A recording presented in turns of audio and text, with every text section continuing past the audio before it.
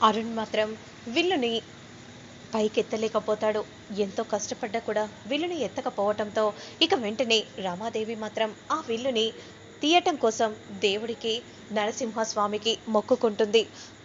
నువ్వు మా ఇంటికి రావాలని నేను కోటి మొక్కులు మొక్కుతున్నాను. నువ్వు ఎలాగైనా రావాలి. ఆ మణిహారం మా ఇంటికే రావాలి. ఎలాగైనా సరే ఈ విల్లుని నేను ఎత్తేలా నాకు ఆ ధైర్యాన్ని ప్రసాదించు తండ్రి అని వేడుకొని వెంటనే విల్లు దగ్గరికి వచ్చి నిలబడుతుంది. అందరూ కూడా చాలా షాకింగ్గా చూస్తూ ఉంటారు. ఇక ప్రేమ్ మాత్రం చాలా కంగారు పడిపోతూ ఉంటాడు. అప్పుడు వెంటనే నాన్న నాన్న నిజంగా అత్తయ్య ఆ విల్లుని చిత్తు చేసేస్తుందా? నాకెందుకో భయంగా ఉంది నాన్న. కోడలిగా కానీ ఆ రోజా వచ్చిందంటే నా పరిస్థితి ఎలా? "ఉమ్, మహారాజులే పోటీ పడ్డారని ఆ గురువు గారే చెప్పారు కదమ్మా. నువ్వు కంగారు పడాల్సిన అవసరం ఏముంది? నువ్వు కంగారు పడాల్సిన అవసరమే లేదు. ఆ అరుణ్ బాబు వల్లే కాలేదు. ఇక వాళ్ళమ్మ మీ అత్తయ్య వల్ల ఏమవుతుంది అని ఈ విధంగా అనగానే వెంటనే అలానే చూస్తూ ఉండిపోతుంది. అప్పుడు వెంటనే రామాదేవి విల్లుని ఎత్తటం కోసం వెంటనే తన కుడి చేతిని విల్లుపై పెట్టగానే ఆ విల్లు ఏ మాత్రం లేవదు. ఇక వెంటనే బలాన్ని ఉపయోగించినా కూడా విల్లు లేపకపోయేసరికి అందరూ చాలా షాకింగ్గా చూస్తూ ఉంటారు. అమ్మయ్య, అత్తయ్య కూడా లేపలేకపోయింది నాన్న. ఇక ఆ మణిహారం మన ఇంటికి రాదు. ఆ రోజు కూడా కోడలిగా ఆ ఇంట్లో అడుగు పెట్టదు.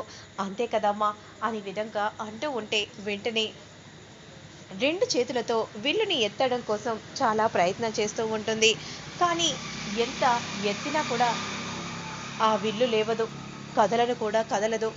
అప్పుడు వెంటనే మీరు ఎంత ప్రయత్నం చేసినా వృధా ప్రయాస. ఎందుకంటే మొదటగా మీరు ఆ విల్లుని లేపాలని ప్రయత్నం చేసినప్పుడే వెంటనే ఆ విల్లు ఆటోమేటిక్‌గా పైకి లేస్తుంది. ఎందుకో తెలుసా? ఎవరైతే ఆ విల్లుని పట్టుకుంటారో లేపగలిగే వాళ్ళు అది ఒక చిన్న కర్ర పుల్లతో సమానం. అంత తేలిగ్గా ఉంటుంది. మీరు అంత బలాన్ని ఉపయోగించినా కూడా ఆ విల్లు పైకి లేవలేదంటే ఇక దేవుడి అనుగ్రహం మీ మీద లేదు. అలాగే మణిహారం కూడా మీ ఇంటికి రావటం ఇష్టం లేదు అని ఈ విధంగా చెప్పగానే వెంటనే రమాదేవి చాలా బాధపడిపోతూ షాకింగ్గా చూస్తూ ఉండిపోతుంది. ఎన్నో కలలు కన్నాను ఆ మణిహారంపై, కానీ ఇలా జరుగుతుందని ఊహించలేదు. నా కొడుకు అరుణ్ బాబు ఎలాగైనా విల్లును విరుస్తాడని అనుకున్నాను, కానీ ఇలా జరుగుతుందని అస్సలు ఊహించలేదు అని అంటూ ఉండగా ఇక అదే సమయానికి వెంటనే చిట్టి దగ్గరికి వెళ్ళాలి. చిట్టి ఏదైనా సలహా ఇస్తుంది కదా అని అనుకుంటూ వెంటనే చామంతి చిట్టి దగ్గరికి వెళ్తుంది. పాపం ఆ విల్లుని విరవలేకపోతున్నారు. అరుణ్ బాబు మాత్రం విల్లుని ఎంత ఎత్తాలని చూసినా ఎత్తలేకపోయాడు. అవునా, ఆ విల్లు తేలిగ్గా పైకి లేవటం కోసం నా దగ్గర ఒక ప్లాన్ ఉంది. ఏంటి, నిజమా? తేలిగ్గా లేస్తుందా? అవును, ధైర్యాన్ని నమ్ముకో, బలాన్ని నమ్ముకుంటే ఖచ్చితంగా లేస్తుంది కదా. అంటే ఏం చెప్తున్నావు చిట్టి? కానీ అందులో ఒక చిన్న టెక్నిక్ ఉంటుంది. అవునా చిట్టి? అయితే ఆ టెక్నిక్ ఏంటో నాకు చెప్పవా? ప్లీజ్ ప్లీజ్ అని ఈ విధంగా అనగానే వెంటనే ఆ టెక్నిక్ చెప్తూ ఉంటుంది చిట్టి. సరే, అలా అయితే నేను ఖచ్చితంగా ఆ విల్లును విరవగలుగుతానా?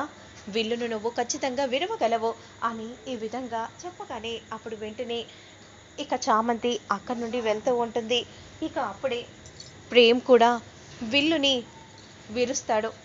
ఎందుకంటే అరుణ్ వల్ల కాలేదు, కానీ ప్రేమ్ వల్లైనా అవుతుందని నేను నమ్ముతున్నాను. ఎందుకంటే నా కుటుంబ వారసుడే కాబట్టి అని విధంగా చెప్పగానే సరే అమ్మా, మీరు చెప్పినట్టుగానే ప్రేమ్ని రమ్మనండి అని అనగానే వెంటనే ఇక ప్రేమ్ మాత్రం విల్లు దగ్గరికి వస్తాడు. వెంటనే ప్రేమ్ అలా విల్లుని తేలిగ్గా పైకి ఎత్తగానే రామాదేవి చాలా సంతోషపడిపోతూ ఉంటుంది. ఇక అందరూ చాలా సంతోషంగా చూస్తూ ఉంటారు. అదే సమయానికి ఆ విల్లుని విరవటం కోసం ఎంత ప్రయత్నం చేసినా ఆ విల్లు మాత్రం విరగదు.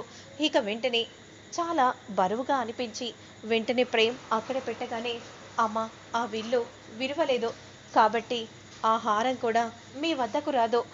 అలా అంటున్నారేంటి? ఎందుకంటే ప్రేమ్ పైకి లేపాడు కదా, ఆ విల్లు విరగాలని ఉందమ్మా. అదే మెయిన్. ఆ అక్షరాన్ని మీరు చూసుకోవాలి.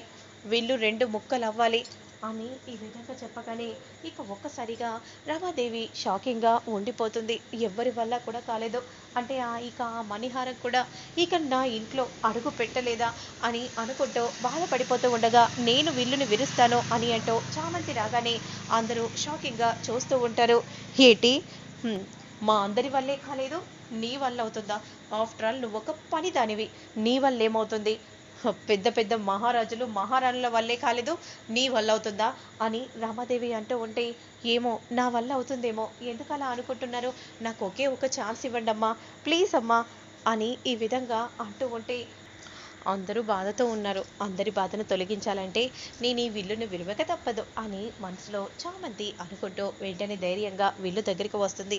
ఆపకండమ్మా, ఈ విల్లును ఎవరైనా ముట్టుకోవడానికి అర్హులే, కానీ ఆ విల్లు విరగడం అంటే అది దేవుడి ఆజ్ఞ లేనిది ఈ విల్లు ముక్కలవ్వదు అని ఈ విధంగా చెప్పగానే ఇక వెంటనే రామాదేవి కూడా సైలెంట్గా చూస్తూ ఉంటుంది. ఇక అదే సమయానికి చామంతి ఎంతో తేలిగ్గా వెల్లుని పైకి లేపగానే ఇక రమాదేవి చాలా సంతోషంగా చూస్తూ ఉంటుంది. ఇదేంటి, దీనివల్ల సాధ్యమవుతుందేంటి అని అన్నట్టుగా రోజా చూస్తూ ఉంటే వెంటనే ఆ విల్లుని 2 ముక్కలుగా చేసి పడేయగానే ఇక అందరు కూడా క్లాప్స్ కొడుతూ ఉంటారు. ఇక పూర్వీకులు మాత్రం, ఎందరో మహనీయుల వల్ల కానీ ఈ కార్యం నీ వల్ల అయిందమ్మా, ఇక ఈ మణిహారం నీ సొంతమమ్మా, నీ సొంతం అనే విధంగా అనగానే ఇక చాలా షాకింగ్గా రోజా చూస్తూ ఉంటుంది. దానివల్ల ఎందుకు కాదు, అవుతుంది కదా, అది మా ఇంట్లోనే కదా మణిహారం ఉంది అని మనసులో రోజా అనుకుంటూ చూస్తూ ఉంటుంది. ఎవరి వల్ల కాంది నీ వల్ల అయింది చామంతి. నేను ఎప్పుడో ఒక బలిదానిలా చూశాను, కానీ ఇప్పుడే నువ్వేంటో నీ గొప్పతనం ఏంటో నాకు అర్థమైంది. తను మహర్జాతకురాలమ్మా. ఎందుకంటే ఇది ఎవరి వల్ల కాంది, తన వల్ల అయింది. తను ఏ ఇంట్లో కోడలిగా అడుగు పెడుతుందో సుఖ సంతోషంతో ఐశ్వర్యంతో నిండి ఉంటుంది అని ఈ విధంగా చెప్పగానే ఇక రమాదేవి చామంతినే అలానే చూస్తూ ఉండిపోతుంది. కొంపతీసి అరుణ్కి కానీ ఈ చామంతిని ఇచ్చి కట్టపెడుతుందా ఏంటి అని మనసులో రోజా అనుకుంటూ కోపంగా చూస్తూ ఉంటే, అమ్మ చామంతి, నేను ఎప్పుడు హేళనగా చూశానమ్మా, హేళనగా మాట్లాడాను. ఏమైనా తప్పుగా మాట్లాడి ఉంటే అపార్థం చేసుకోకో. అయ్యో పర్లేదండి, మీరు పెద్దవారు, మీరు నన్ను సంజాయిస్తూ మాట్లాడడం ఏంటి, మిమ్మల్ని నేను ఎప్పుడూ తప్పుగా తీసుకోలేదు అని చామంతి అంటూ ఉంటుంది. ఇక వెంటనే మణిహారాన్ని పూర్వీకులు చామంతి చేతిలో పెడతారు. అప్పుడు రామాదేవి మాత్రం చాలా సంతోషపడిపోతూ చామంతిని అలానే చూస్తూ ఉంటుంది. మరి ఆ తర్వాత ఏం జరుగుతుంది అనేది నేను మళ్ళీ నెక్స్ట్ వీడియోలో అప్లోడ్ చేస్తాను. లేట్ చేయకుండా చూసేయండి.